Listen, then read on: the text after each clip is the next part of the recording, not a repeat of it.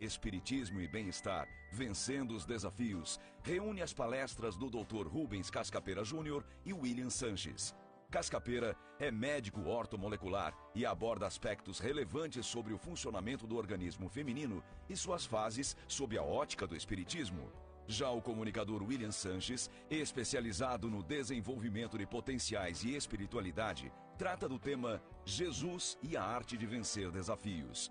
Acesse www.mundomaior.com.br ou ligue agora para 0 operadora 11 4966 5775 e adquira o seu DVD agora mesmo. É a Mundo Maior, ajudando você a se superar sempre.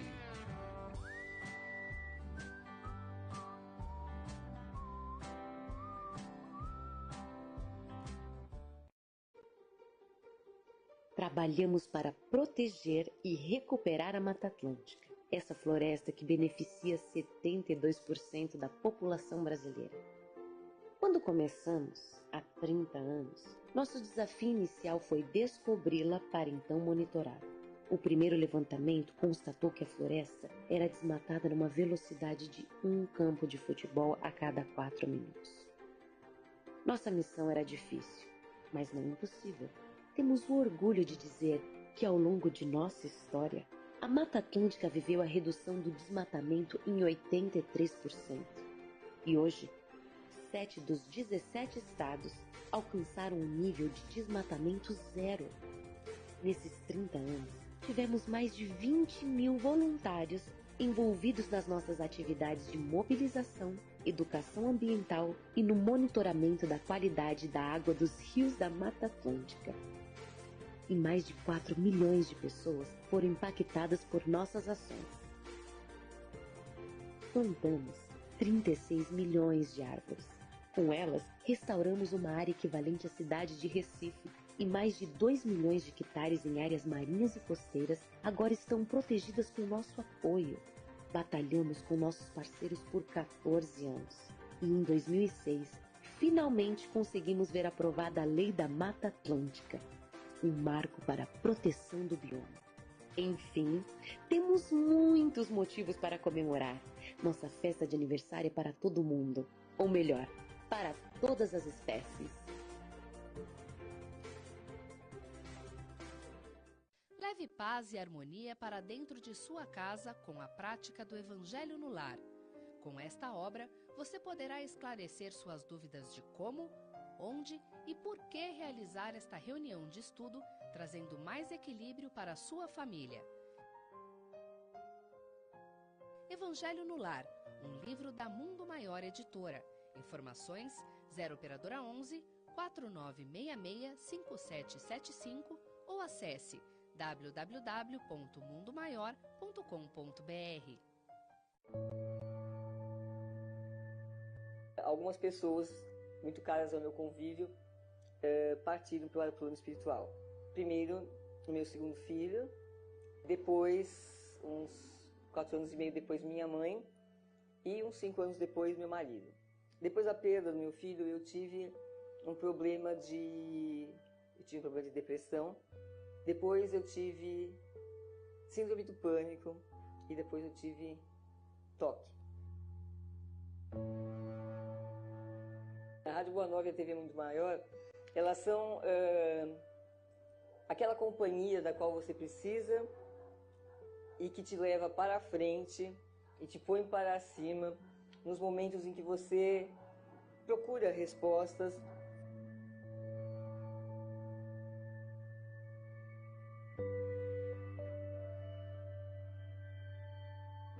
Então, para mim, o Espiritismo é isso, é esse sentido de vida, é essa busca de ser um ser humano melhor, um coração mais amigo, um coração mais fraterno, que eu acho que é isso que precisa. Quando os corações se renovarem no amor, o mundo se renova também.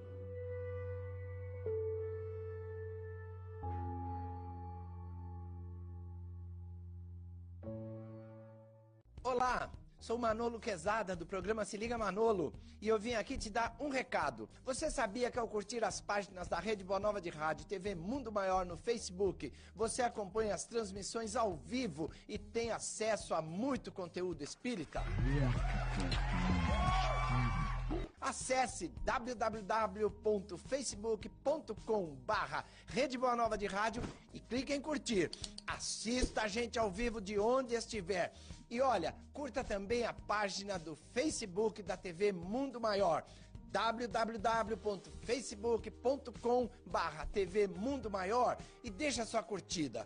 Lá você pode mandar o seu recadinho pra gente ler ao vivo durante a programação. Tô aqui esperando a tua mensagem e a tua curtida. Valeu?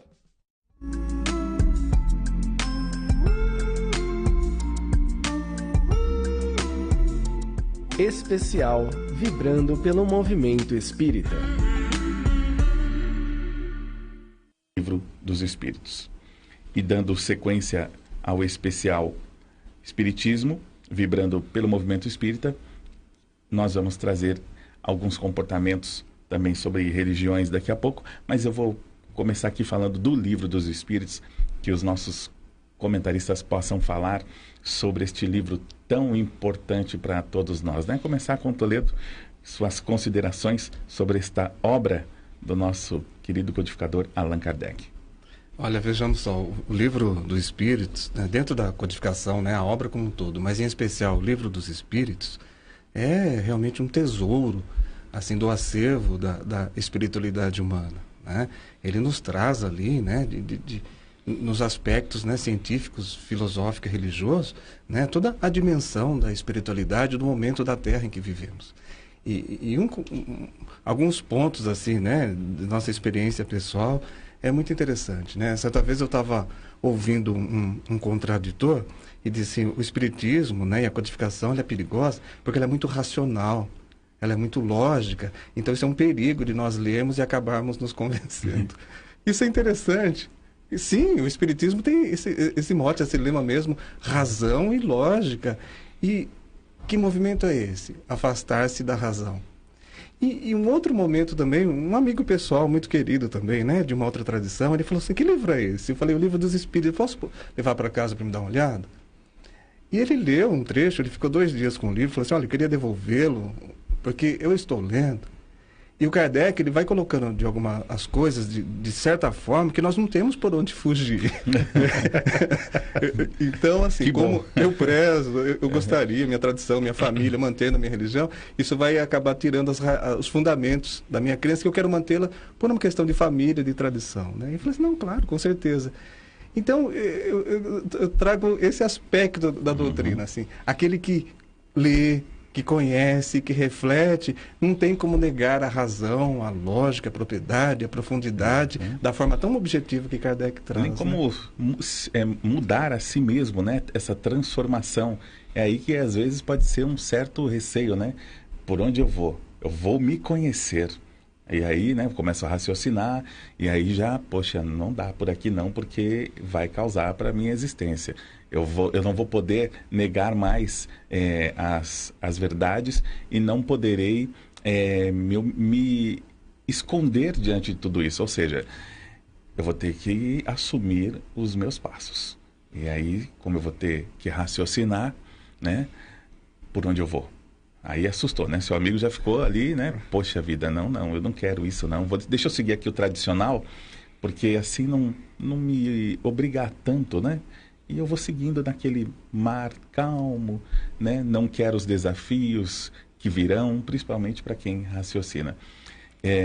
O nosso querido Carlos Moraes também aqui conosco, pode fazer suas considerações, né? E os dois juntos trocar essa ideia. Nós aqui vamos conversando sobre o Livro dos Espíritos. Eu acho que o Livro dos Espíritos, ele realmente é um bálsamo para nós espíritas, né? Porque realmente ele dá um calço para nós em diversos, praticamente todos os assuntos, né? Como você mesmo colocou aí, são mais de 1000 questões. Logicamente, muito pelo lado racional, como colocou muito bem o Toledo, porque afinal o nosso amigo Allan Kardec era um ótimo professor e pesquisador, né? Fez muito bem o dever de casa dele como pesquisador, colocar razão acima da emoção para poder responder as questões. E realmente acontece muito como o Toledo disse, você vai conversar com seus colegas, amigos, muitas vezes não espíritas, eles começam a ler o livro e não tem muito esse apego, porque começa a realmente bater em questões que ele foge no dia a dia, né? Que ele tem que se omitir, né? E o livro ele é muito claro e objetivo, as respostas são muito diretas, né? São muito sucintas às vezes, né? Sim é sim, não é não. Às vezes não tem muito porquê, mas está ali a resposta para você poder refletir sobre o assunto, né? E eu sempre tento levar alguma questão ou outra para poder, quando eu converso com a mocidade, alguns assuntos, eu falo, o que o livro dos Espíritos nos diz sobre isso? Ah, eu não pesquisei. Eu falei, então vai lá, pesquisa e depois me traz a resposta. E normalmente o que eu escuto, eu falo, nossa, Carlos, ele bate mesmo, né? Ele bate de frente, né? Mas eu tenho que seguir o que o Kardec disse e falo, olha, o livre-arbítrio é seu, mas ele te dá uma resposta por onde é o caminho, né? Pois é. Nem sempre ele é fácil, né? Ele é árduo, é espinhoso, às vezes a gente tem que se defrontar com aquela pior pessoa que existe, que somos nós mesmos, né? Fazer aquela autoavaliação, a reforma íntima é difícil, é complexa. Então acho que a gente tem que realmente colocar o Livro dos Espíritos como nosso conselheiro, mas também tem momentos que você tem que dar... Não, hoje não é um bom dia para ler ele, senão eu vou ficar pior ainda, né? Deixar para ler amanhã. Mas eu acho que sim, ele é importantíssimo. Depois, tanto que ele desmembrou, tem outras edições, outros textos, e pensar que ele fez isso... Já há quantos anos mesmo? 1850? São 162 anos. 162 anos. 162 anos. E se for olharmos assim, nem faz tanto tempo. Né? Exatamente. Em termos de religião, de tradições e lojas, é pouquíssimo tempo. E até em tempo de questões de tecnologias. Imagina ele com essa estrutura que se tem hoje fazer esse mesmo tipo de pesquisa. Acho que nem deu tempo de eu estar por lá nessa época. Não, acho que eu não estava ali, entendeu? Acho que, né? Ainda estava. O período, né? Sabe-se lá quanto tempo a gente, quando desencarna e passa um tempo na espiritualidade, acho que não estava ali não, viu? Eu acho que se nós não tivermos assim, o nosso primeiro contato, se não foi como o Dr. Bezerra de Menezes, que falou assim, lerei esse livro, não irei para o inferno. E a hora que ele falou, mas eu já conheço isso tudo. Então nós vemos que de alguma forma ele estava ali associado, assim, né, ao menos em espírito, ao movimento, ao início da codificação. Mas nós, assim, se tivermos, assim, estávamos em outra tradição, ou não estávamos ali, como se diz, à toa, e a gente teve o primeiro contato, e a gente foi se maravilhando, conhecendo, nós podemos imaginar, assim, que é, de certa forma, um primeiro contato, assim, com algo muito maior. É o primeiro né? contato no plano aqui, né, dos encarnados, né? Porque como até fez o programa anterior, Jesus dos Logos, que eu estava ouvindo no caminho, ele fez uma brincadeira assim, né, maneira de dizer, legal, que ele falou das 3 revelações conforme Jesus, né, terceira, sexta e a 9ª hora, né, então seria... vindo ali Moisés, Jesus e Kardec, fazendo uma proporção até em tempo, nunca tinha reparado isso. O Moisés veio 1800 anos antes de Jesus, que veio 1800 anos de Kardec. É uma brincadeira legal, para quem gosta de número, matemática, às vezes, né? Então, será que não é isso que está acontecendo? Nós já sabemos do lado de lá, só que a aplicação, o material só chegou agora para nós, né? Recém 162 anos, que não é nada, né? O que é 162 anos da nossa existência? Muito pouco. Eu recordo, até falei agora há pouco sobre o Auto de Fé de Barcelona, né? E quando você falou da parte racional, né? Eis aí um momento onde, naquela época, a igreja já ficou preocupada. Porque os livros foram queimados por um motivo óbvio, né? A divulgação do Livro dos Espíritos trazia justamente essa transformação, lhe mostrava tantas coisas que... certamente incomodou aqueles que lideravam naquela época. Mas o efeito foi contrário, né? Você queimou os livros. O que será que tem nesse livro? Né? Vamos, aí que todo mundo quer saber. Eu quero ler esse livro aí, quero saber o que está fazendo. O ser humano é um bichinho nem um pouco curioso, né? Quase nada, quase nada, não quer saber de nada, né? Então, esse efeito aí que causou ainda que a curiosidade e as pessoas foram atrás para saber o que esse tal de Kardec está querendo dizer.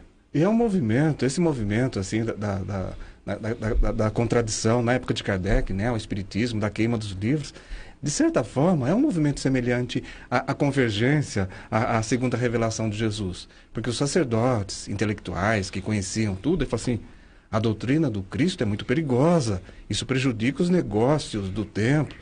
Porque, assim, nós sabemos, em toda a tradição, tem ali, às vezes, os líderes ali que se corrompem, e tem a massa que é fiel, que às vezes é ingênua, às vezes que segue, e os legítimos, assim como nós vemos no próprio Evangelho, tantos judeus legítimos, sinceros, e que conheciam a lei antiga, como Estevão, como Gamaliel, que mesmo a partir do judaísmo, eles tinham ali a força da parte religiosa. Mas os sacerdotes que não queriam, então eles tentaram apagar a luz do Cristo e teve efeito contrário.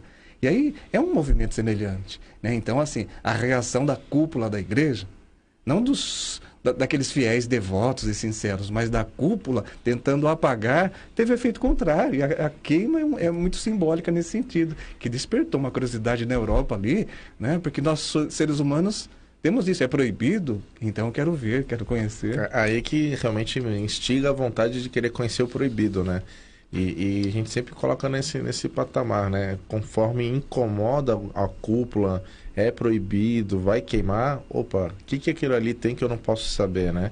Porque manter uma grande massa, né? Em qualquer aspecto, não só o religioso, de certa forma, uma ignorância, você consegue guiá-la conforme a sua vontade. Conforme as pessoas vão conhecendo, verdade ou não, mas tendo novos conhecimentos, isso gera uma reflexão. E isso já faz a pessoa sair daquela caixinha da grande manobra ali, né? Então ele começa a perder 1, 2, 10, 50, 100, quando ele vê, está esvaziado qualquer movimento, que seja na época de Jesus ou na época de Kardec da Espanha. Então isso é perigoso mesmo, né? A pessoa refletir, pensar por si própria é algo perigoso.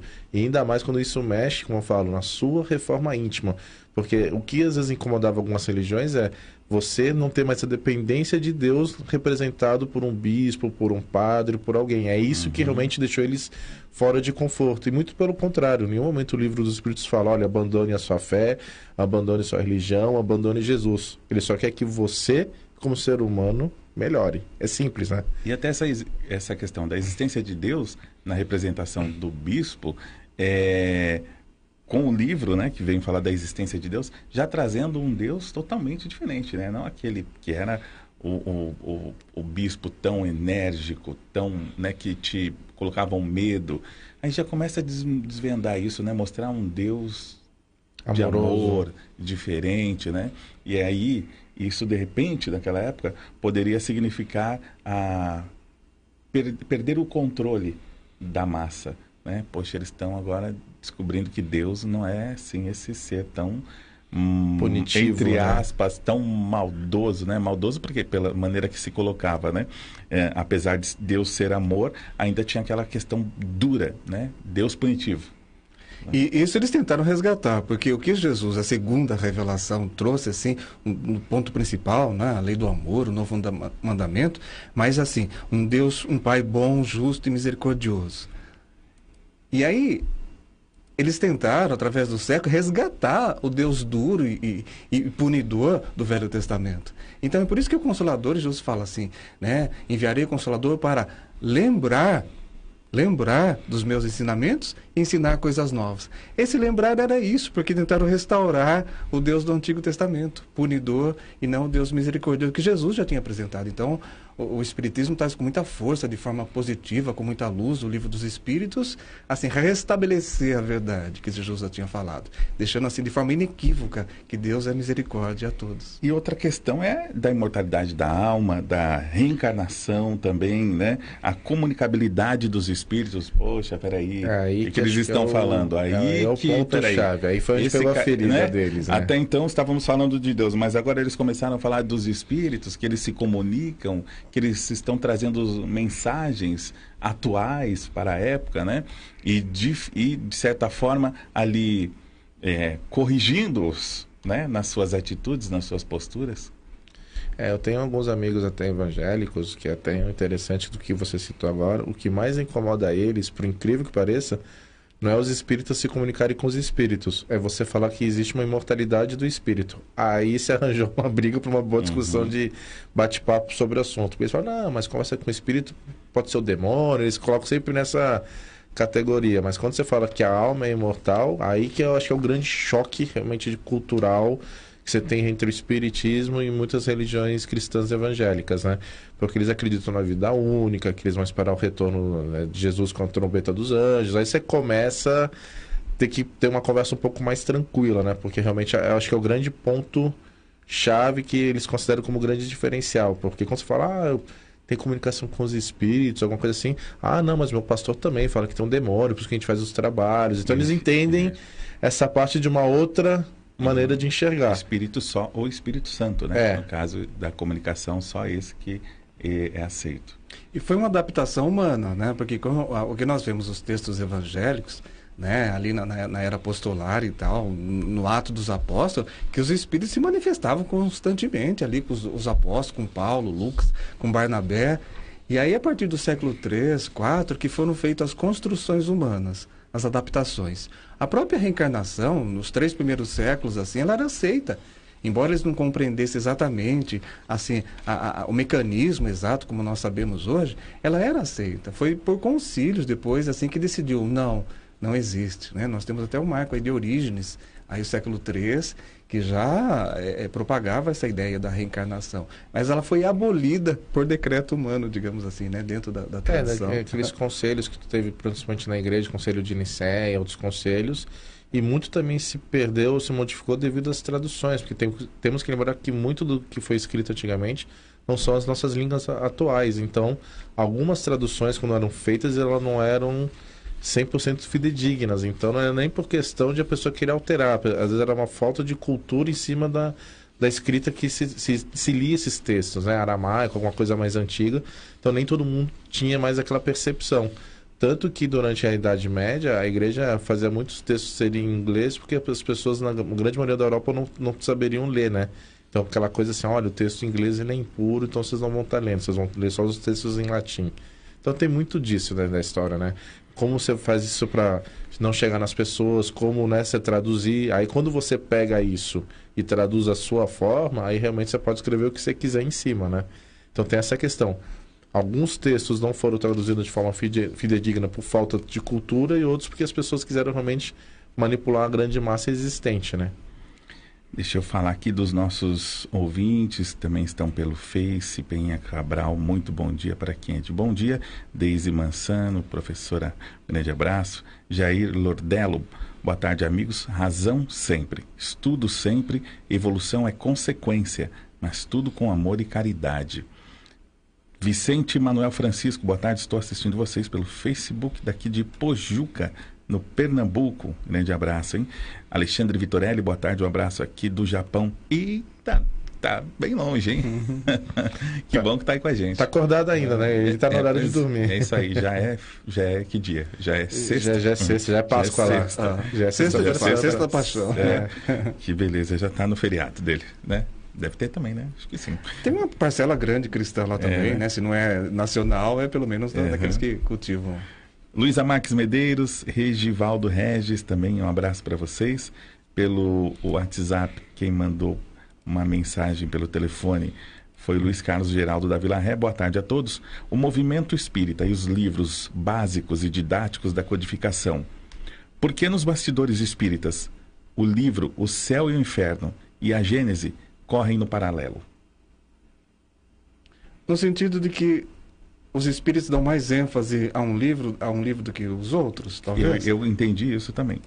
Eu acredito que o Evangelho, né, se nós pensarmos, né, o primeiro contato da maioria de nós que conheceu a doutrina com o Espiritismo, em geral, foi pelas assistências espirituais. Em geral, pelas assistências espirituais. E a assistência espiritual tem por base o Evangelho. É o Evangelho, né? Então, nosso adentrar, nosso familiarizar com a doutrina é o Evangelho. Se nós pegarmos os cursos de formação, né? Geralmente os cursos, né? No caso do André Luiz, tem aquele formato dos 5 anos, né? A Federação tem sua forma, Seara Bendita, as grandes casas têm suas formas. Como a codificação como um todo, né? É um conjunto bastante significativo e profundo, nós podemos imaginar, seja porque o Evangelho ele é mais familiar a todas as pessoas e resgata, assim, mais exatamente as lições de Jesus. E o Livro dos Espíritos, né, que vem em segundo lugar até em relação às vendas, né? Se nós vermos assim, os livros mais vendidos, é primeiro o Evangelho segundo o Espiritismo e depois o Livro dos Espíritos. O Livro dos Espíritos ele é a base dos cursos básicos e tal. Então, talvez, podemos imaginar que um dos motivos seja isso. Que os cursos, assim, os conteúdos programáticos dos cursos, eles privilegiam mais o Evangelho e mais o Livro dos Espíritos, né? Eu acho que é isso mesmo que o Toledo está falando. Eu acho que é até uma questão de coerência no sentido de você fazer um estudo da doutrina realmente de um início, meio, não vou chamar de fim, mas tem uma lógica, né? Realmente é Evangelho, depois Livro dos Espíritos, depois Livro dos Médiuns, a formação dos trabalhadores. E aí sim, acho que aí conforme você vai tendo oportunidade, aí sim, você tem tanto, né, coisa para ler, que realmente acho que ele não é no sentido prioridade, não de importância, mas acho que você tem que realmente ter uma outra base, até para poder compreender os textos mais adiante, né? Não adianta você querer começar por um livro, se você não tem uma base do Evangelho, o Livro dos Espíritos, se não fez um estudo da doutrina aí durante 4, 5 ou 6 anos, dependendo do local que você frequenta, para depois sim, acho que aí você vai ter, se você ler ele num período depois que fizer o curso e ler ele de novo, você vai ter uma compreensão completamente, até acho que distinta da primeira leitura. E tem um outro aspecto também, né? O Livro dos Espíritos, dos Espíritos, ele contém os outros 4. Então, as partes do Livro dos Espíritos, eles geraram o Evangelho, o Livro dos Médiuns, o Céu e o Inferno e a Gênese. Então, as informações que estão no Céu e Inferno, a Gênese, nós encontramos no Livro dos Espíritos, que é apenas e gozos futuros, a criação. Talvez seja por isso também, porque a informação, de forma um tanto mais sintética, que está presente no Céu e Inferno e na Gênese, ela já está presente no Livro dos Espíritos também, mas sintetizada. Sim. Então, a Gênese e o Céu e o Inferno é um aprofundamento dessas questões, assim, poderíamos dizer, teológicas, né? Dos fins últimos e antes da criação, da genealogia, né? Que encontramos na Gênese. Mas geralmente há nos centros, assim, alguns cursos, em geral, de aprofundamento, mas não está mesmo assim na grade geral, né? Bom, falamos aqui um pouco do Livro dos Espíritos, né? E também entendi essa questão como as outras obras, para quem vai se aprofundar mais nos estudos e deixar o Evangelho e também o Livro dos Espíritos mais para essa divulgação, para atingir até inclusive aqueles que estão tendo o primeiro contato, né? Se fosse a Gênese já... de cara já seria complicado. Muita gente desistia. E dando sequência ao especial Espiritismo Vibrando pelo Movimento Espírita, queremos trazer comportamentos de religiões que podem ser exemplos. Por exemplo, né, a tradição de bater de casa em casa para evangelizar ainda é o principal meio de propagação da palavra de Deus adotado pelas igrejas, mas elas também se renderam à internet. E hoje, a maioria utiliza a rede e as plataformas mais atuais para atrair novos membros. Temos aí como a gente faz, tem o Face, a gente tem o Instagram, né? Tem o Twitter, tem tantas ferramentas hoje para se divulgar. E diversos grupos espíritas estão na internet fazendo as suas divulgações. Aqui nós temos o Luiz Armando, do programa Os Mensageiros, sempre enviando suas mensagens e tantos outros. E é uma maneira muito bacana de se chegar, né? Aliás, às vezes, se você faz uma publicação, você já não sabe mais para onde vai. Quem estará lendo, se é espírita ou não, mas ela acaba viajando por essa vertente aí da internet.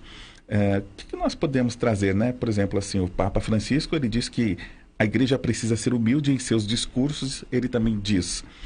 ele enfatiza que o indivíduo deve resistir às tentações do triunfalismo e permanecer humilde.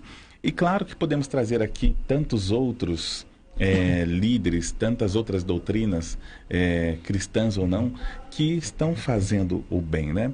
E vou começar aqui com o Toledo novamente, que você possa trazer para nós exemplos de outras religiões e doutrinas que estão nesse mesmo viés que o nosso. Olha, um ponto interessante, né? Até fazendo um rápido contraponto que dissemos, o que nós vemos em todas as tradições são, em geral, assim, tem duas correntes, tem dois grupos internos. Aqueles que às vezes se politizam, que pertencem às cúpulas, e aquela base sólida que trabalha. A própria tradução cristã, a igreja e tal assim, trouxeram nos grandes missionários, Francisco de Assis, Teresa d'Ávila, Clara de Assis, né? Joana de Ângeles, e o Emmanuel, em tantas encarnações, assim, trazendo a força, o vigor do cristianismo de raiz mesmo, né? Então, quando nós vemos a história da igreja, nós vemos esses dois aspectos. Em outras tradições, às vezes nós estamos aqui olhando para outras tradições, às vezes uma tendência, não sei se seja uma tendência do brasileiro, né? Às vezes nós procuramos, assim, vemos primeiro, digamos assim. É uma tendência humana, Jesus já tinha falado sobre isso. De nós olharmos o ponto negativo, né? Às vezes nós pensamos numa outra tradição e olhamos aspectos negativos. e vemos os maus exemplos, aqueles que na verdade nem seguem e às vezes para nós é referência. Mas quando nós vemos as outras tradições, e aí nós podemos assim até sair da família cristã, e eu conheço pessoalmente, nós vemos, por exemplo, os budistas, assim, eles têm os trabalhos, além porque eles têm o aspecto religioso e filosófico. O budismo tem uma filosofia assim, muito impressionante também sobre as causas da infelicidade, né? São reencarnacionistas, né? Acreditam na imortalidade da alma.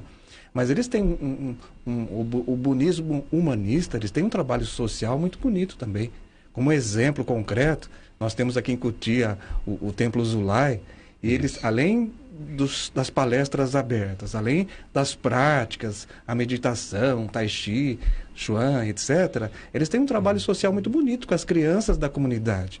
Que eles ensinam música, eles dão assistência, eles dão educação.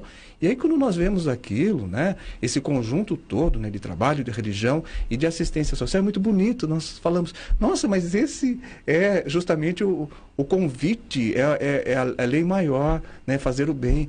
Um outro exemplo, nós pegamos, por exemplo, uma tradição chinesa, o taoísmo, né, que tem tudo uma tradição antiga, do yin, do yang, das energias. Mas por trás disso tudo também, eles têm um trabalho assim de resgate dos espíritos sofredores, que eles chamam de fantasmas famintos. Então tem assim uma sessão que nós chamaríamos de mediúnica dentro da tradição deles, mas justamente para aliviar o sofrimento desses espíritos. Eles fazem muita obra de caridade também, distribuição de sopa, de lanche, instituições, mas eles não fazem muito, olha que interessante, eles não fazem muito comercial. Eles não alardeiam muito, assim. Eles têm essa tradição religiosa, eles fazem o trabalho social de forma muito discreta, e às vezes nós nem vemos. É um formato deles. Eles valorizam muito, talvez, muito a humildade e a simplicidade. E você fazer a caridade sem alardear.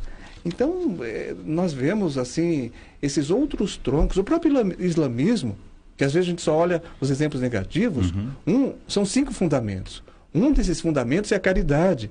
Se você não segue os 5 fundamentos do islamismo, você não poderia dizer com propriedade que você é um fiel, um devoto sincero. Se o é o trabalho social. E é isso que nós vemos em grandes centros islâmicos, eles fazendo as grandes obras sociais que eles fazem. E aí, Carlos? Então, até complementando um pouquinho o que o Toledo disse, o Zulai eu frequentei durante muitos anos, visitando, acendendo meu incenso, fazendo minhas orações, porque realmente é um lugar muito legal, muito tranquilo, muita paz. E as pessoas deveriam ir lá enxergar não como um ponto turístico, que hoje virou mais um ponto turístico, realmente um ponto de religiosidade, né? Então, assim, vá lá uma vez, mas com os olhos abertos pro lado espiritual, não pro lado de passeio. É um lugar lindo, belo, realmente tem bastante coisa para você ver, tirar foto, passear. Mas vai que nem eu falo, pessoal, chega lá às 6 da manhã, quando quase não tem ninguém, vai assistir o tai chi deles, vai entrar naquela sintonia com eles, aquela vibração, é algo assim fantástico. Eu recomendo quem possa um dia poderia, acorda mais cedo mesmo, e vai tomar um banchá lá com eles e assistir o tai chi, vai ser muito legal. E falando dos exemplos que a gente está citando aqui, eu acho que a gente tem que lembrar que antes de sermos qualquer religião, nós somos seres humanos, né? Então, agora mesmo na Páscoa eu também tenho colegas que são evangélicos que vão fazer distribuição de ovos para crianças com câncer, né? E aí eles levam para qualquer que seja a criança, independente de religião, porque está no hospital, não tem religião, não tem uma plaquinha, né? E, recentemente também teve um colega que perdeu a mãe e até queria colocar que achei bem interessante, que uma senhora passava de velório em velório e oferecia uma reza, uma oração, como chamamos, né? E esse meu colega falou, não, minha mãe não é da religião. Ela falou assim, não, mas Deus não vê isso, Deus só enxerga a alma que está chegando para ele. E aquilo, não sei porquê, me tocou. Eu falei, olha, realmente, essa é uma pessoa que está preocupada em fazer a oração para aquele ser humano, independente se ela é budista, católica, evangélica, espírita, ela está ali para realmente fazer uma oração, que é um momento que muitos ainda não entendem, que é o desencarne, que é esse momento da passagem, que é um momento muito difícil para os familiares muito próximos, os filhos, né, netos, os parentes, e às vezes é uma oração que naquele momento te dá um conforto, né, seria aquele momento de um abraço que a gente percebe que tem pessoas preocupadas, e a pessoa fazer isso sem conhecer quem está ali, eu acho que é um ato também de caridade grandiosíssimo, independente se é amigo, conhecido, cristão, ateu, espírita, acho que isso é bacana também ser lembrado, porque como o Toledo falou, tem tanto trabalho aí que acontece e a gente não enxerga, que a gente deveria prestar mais atenção do que nas notícias ruins do dia a dia, né? Que nem a gente noticiou no começo do ano lá de Brumadinhos, o pessoal dos adventistas que lavava e passava a roupa dos bombeiros porque o trabalho era árduo. Se não fôssemos, acho que nós aqui, mais um outro canal comunicar, ninguém saberia disso. O pessoal só se falava das lama, tragédia, carro destruído, ninguém comenta a parte que tem que ser comentada, né? Que é o ser humano fazendo o que há de melhor, ser humano, né? Inclusive falando do Papa, né, que ele fala de resistir às tentações do triunfalismo, permanecer humilde, e aqui antes de começar a gente comentava dessa triste questão da Catedral de Notre Dame, que já recebeu mais de 2 bilhões, né, falando em reais, e sendo que os povos africanos, Moçambique, Zimbábue, Malawi, eles estão lá agonizando. E aí a gente ficou analisando nesse tempo a questão de se olhar tanto, né, apesar do símbolo que é a catedral, para aquele monumento de pedra, né, e rapidamente, em 24 horas, todo esse montante foi destinado para a reconstrução. Enquanto os povos, nossos irmãos africanos, estão lá aguardando a Unicef, aguardando uma doação. Ela queria juntar aí uma quantia de aproximadamente 122 milhões. Olha a diferença dos 122 milhões para esses 2,67 bilhões para a igreja. E não conseguia. Então, assim, onde está o nosso coração falando do nosso olhar como ser humano?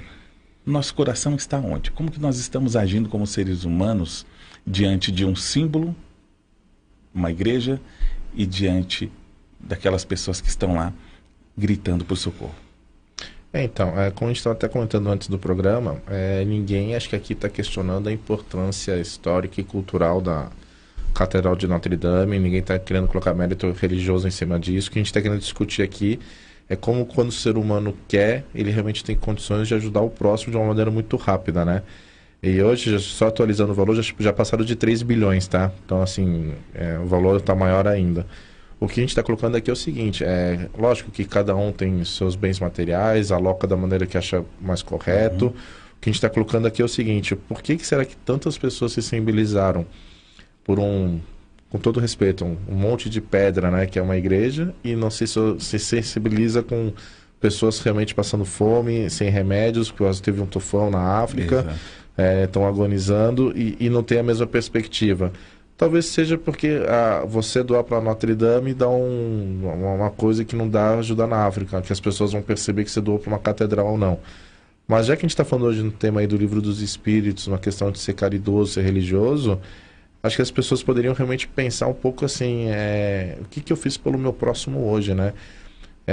Até porque, como a gente acabou de falar, para Notre Dame já conseguimos os doadores, né?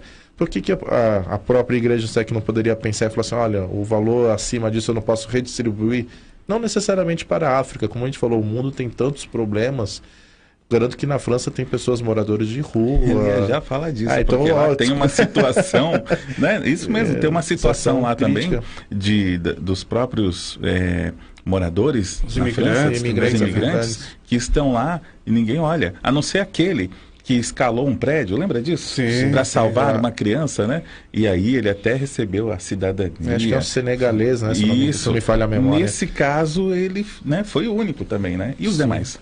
Exatamente. E então, assim, é momento, como eu falei, não estou aqui para criticar quem doou, porque acho que cada um faz muito bem o que quiser com seus recursos pessoais ou de empresa. O que às vezes falta um pouco é essa questão da onde alocar, né? E até estava vendo uma entrevista, acho que foi naquele programa da Maísa, da SBT, aquele DJ Alok, não sei se vocês conhecem, já ouviram falar. Sim, ele tem participado de um movimento aí, né? Ele esteve com o Divaldo também. Exatamente, e ele está sendo duramente criticado porque parte do que ele tem feito de ação social ele tem postado no seu Instagram, mas com o intuito de divulgar. E o pessoal está criticando ele justamente por isso. Você que só quer colocar para receber olha, estou ajudando o próximo. Poxa, a pessoa se predispõe, tempo, dinheiro, horário. Inclusive, ele foi no sertão nordestino, ajudou uma senhora de 80 anos que estava cega devido à catarata nos 2 olhos. Ele conseguiu a operação, ela estava passando fome, ele conseguiu recursos e o pessoal criticou ele mesmo assim. Então, quer dizer, se faz por uma igreja, criticam. Se faz para uma senhora no sertão nordestino, criticam. Aí a pessoa é desestimulada a fazer. Acho que tem que ser feito o contrário, tem que ser estimulado as pessoas a divulgarem com esse intuito. Olha, estou ajudando, olha quantas outras pessoas em volta aqui estão precisando. Faça também. Faça também. Os amigos do bem que o Toledo tanto conhece bem. Quantos trabalhos bonitos tem por aí? Então a pessoa de Notre Dame acho que tem uma grande oportunidade de mostrar assim, gente, muito obrigado, os recursos já são em 800 milhões de euros, que dá mais de 3 bilhões de reais. O que a gente vai precisar é um valor X, não sei quanto que é, e o restante a gente vai deixar à disposição para entidades que estão aí precisando cuidando de recursos. Dos imigrantes, dos imigrantes, França, todos esses ou chegar para o Vaticano e falar, olha, onde a gente pode redistribuir isso aí pelo mundo, o que a gente pode fazer para agradecer as pessoas, né? Então acho que é uma grande oportunidade também deles demonstrarem esse lado cristão, né? Até porque véspera de Páscoa, olha que momento, né, oportuno, né? Todo mundo falando do Jesus, Espírito de Páscoa, esse momento, a oportunidade. Exato. E nós, espíritas? Nessas ações, o Toledo, né, conhece bem aí o Amigos do Bem, né, esse trabalho muito bacana de uma pessoa que tem uma influência muito grande no meio empresarial que ela vai dirigindo e voltou o olhar dela para os seres humanos. Vou agora cuidar dessas pessoas. Nós, enquanto casas espíritas federativas, quando acontecem essas situações, qual o conhecimento de vocês dentro disso, de que há uma realização efetiva além do vamos vibrar para essas causas? Então, às vezes, né, fazendo uma autorreflexão no sentido de nós espíritas, às vezes nós ficamos imóveis também diante de tantas circunstâncias. Às vezes, embora o caráter assim tão filosófico da doutrina que nos chama assim a razão o tempo inteiro, às vezes nós deixamos nos levar assim por comoções e às vezes nós sofremos, lamentamos mais por coisas materiais do que pelo ser humano. E nós vemos isso sempre. Então, uma coisa, né, até aproveitando a referência né, que vocês trouxeram do Amigos do Bem, né? A gente conhece a Alcione, trabalha lá no Amigos do Bem também. Ela é um empresário que tinha aí um faturamento de 230 milhões anuais, deixou toda a vida empresarial para se dedicar ao Nordeste. E ela diz uma coisa, assim, é inaceitável, né? Isso convocando os voluntários, que no Brasil, a 8ª, 9ª potência do mundo, tão rico, tão próspero, nós tenhamos 30 milhões de pessoas passando fome, dormindo no chão, sem uma cama. Então isso é uma coisa que nós temos que pensar. Será, né, pensando em Emmanuel também, né, nas lições que ele sempre nos convoca, que nós estamos fazendo tudo que nos cabe, ou estamos fazendo assim só, dando, não o óbolo, mas dando assim aquilo que nos sobra, aquilo que nos falta. Então, é preciso nós termos essa consciência de valorizar mais o ser humano, mais o sofrimento humano, do que as obras materiais. Nós temos essa visão sabendo que o mundo tem esses movimentos, né? Nós vemos que, sim, na Ásia, na África, tem sofrimentos assim terríveis, que a comunidade internacional vira as costas. Né? Agora está se falando de novo daqueles eventos terríveis que teve em Ruanda, etc. E a comunidade internacional não fez nada. E nos locais que tem petróleo, que tem riquezas, que tem ouro, todo mundo quer fazer, né, caridade. Então, assim, é uma reflexão, é um momento assim, esses grandes momentos emblemáticos, é um momento de refletir se estamos fazendo tudo que nos está ao alcance em benefício do ser humano, na assistência social. Fazendo até uma autocrítica, quando digo autocrítica em todos nós espíritas, né? Nas próprias casas, inclusive a que eu frequento, o que mais me deixa chateado, vamos dizer assim, é você às vezes ver trabalhadores potenciais prontos, né, com estudo, com tudo lá, e quando tem que chegar na parte prática, olha, vamos fazer um trabalho, né? O trabalho tem vários, né? Tem a campanha de rua, tem alimentos, sei lá, você tem N coisas para fazer. Aí você escuta a pessoa, eu não tenho tempo, eu tô cansada, eu não posso por isso, não posso por aquilo. Eu acho que sim, você não pode tornar a sua vida em prol da caridade, sem deixar família, outras coisas por causa disso, nem todos têm condições, mas também não fechar as portas de uma maneira 100%, né? Acho que todos nós temos 1 ou 2 horas por semana, alguma outra forma de ajudar, sem ser apenas vibrar pelo próximo, né? Então a gente tem que fazer essa reflexão sim, às vezes deixar de ficar 1 hora em casa vendo filme, sei lá, vendo séries ou passeando na rua, podendo fazer uma campanha de rua, podendo ajudar um próximo, podendo fazer alguma coisa, porque para nós às vezes é falar, mas é 1 horinha só, mas para quem está do outro lado ali, é de uma importância, uma relevância grandiosíssima, e a gente não percebe isso. Bom, um abraço aqui para Cibele Freitas, boa tarde. Os egípcios já acreditavam em reencarnação, ela é de Ilhéus, Bahia. Mara Raquel, triste realidade, infelizmente as pessoas se comovem mais com o histórico material do que o histórico da vida do próximo em relação à necessidade de cada ser. Ela é de Iguatu, no Ceará. E agora vamos ao Fique Sabendo. A Petrobras anuncia alta de 10 centavos por litro no preço do óleo diesel, que passa a custar R$ 2,24 em média nas distribuidoras a partir de hoje. 1.000 militares reformados das Forças Armadas vão atuar em escolas do Rio de Janeiro, em portarias e na mediação de conflitos. Eles não trabalharão armados. O governo vai atualizar cadastro de pescadores para eliminar fraudes no pagamento do seguro-defeso. O levantamento deve estar pronto até o fim de maio. A Argentina congela preços de produtos essenciais e tarifas de serviços públicos para conter a inflação. Em março, a taxa chegou a quase 5%. Acusado de envolvimento em escândalo da construtora Odebrecht, ex-presidente do Peru, Alan Garcia, se mata logo após receber ordem de prisão. Garcia era alvo de um pedido de prisão temporária por 10 dias para investigações sobre suposto recebimento de propina de $100 mil que teriam sido pagos pela empreiteira por uma palestra no Brasil. O político presidiu o Peru de 1985 a 1990 e foi novamente eleito para o período de 2006 a 2011. Falar aqui também dos sócios do Clube Amigos da Boa Nova, os sócios antigos, mandar o nosso abraço, Maria de Lourdes Oliveira desde 2002, Magnólia Pinto Campos desde 2002, e aos novos que chegaram em 2018, a Jamile Leão de Melo e Norberto Lacorte. Muito obrigado pela sua colaboração, a nossa doutrina espírita, representando aí a renovação em nossas vidas. Por meio dela é possível compreender muitas questões de nossa existência, por exemplo, de onde viemos, para onde vamos, e obrigado pela colaboração. Sorocaba, faixas para pedestres ainda não zeram atropelamentos em Sorocaba. E Sorocaba tem 60 travessias da chamada faixa viva e 214 faixas elevadas, além das faixas comuns de pedestres. Mesmo com tudo isso, as urbes, trânsito e transportes parece longe de atingir o objetivo de zerar o número de acidentes nas vias com a implantação desses dispositivos. E segundo números da própria Urbis, as mortes por atropelamentos aumentaram 8,33% de 2017 para 2018. E chegando já ao final do Jornal Nova Era, vou pedir uma breve prece, uma oração do nosso querido Carlos para nós fecharmos esse encontro aqui tão bacana e agradecendo já pela oportunidade de estar aqui com vocês hoje e pelas colocações sobre o Livro dos Espíritos e também sobre as religiões. Obrigado a vocês e vamos à prece com...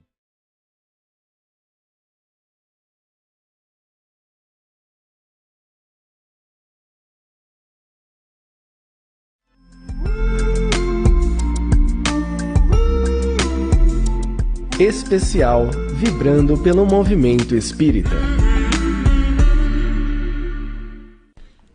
Então, neste momento, em sintonia com nossos mentores, com nossos amigos espirituais, nessa sintonia do bem, do trabalho de Jesus, vamos harmonizando nossos corações, nossos pensamentos e vibrar por todos aqueles irmãos que de alguma forma passam alguma necessidade material, alguma necessidade física, alguma necessidade do seu corpo, que eles possam receber a luz de Deus, um alento, uma palavra de paz, uma palavra de amor, de harmonia, e que neste momento, nesse feriado que representa a Páscoa, que é o corpo de Jesus, toque os corações de todos nós, para que o amor e a caridade que Ele tanto nos solicitou seja replicada cada vez mais em nossos atos, em nossas palavras, em nossos pensamentos e atitudes, e que olhemos para todos nós em volta aqui encarnados e até desencarnados como somos espíritos irmãos em aprendizado, em evolução, e que sejamos todos um elo de uma corrente única que nos guie sempre ao nosso Pai Maior, sempre na luz, sempre no trabalho do bem e sempre pensando em Jesus. Que assim seja.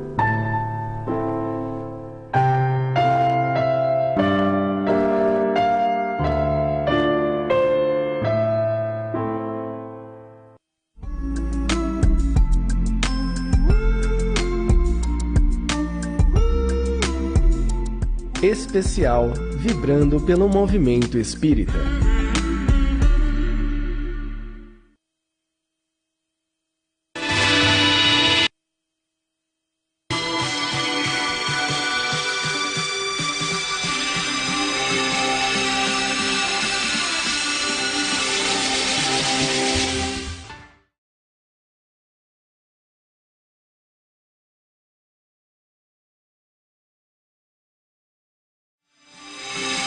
Você ouviu Jornal Nova Era.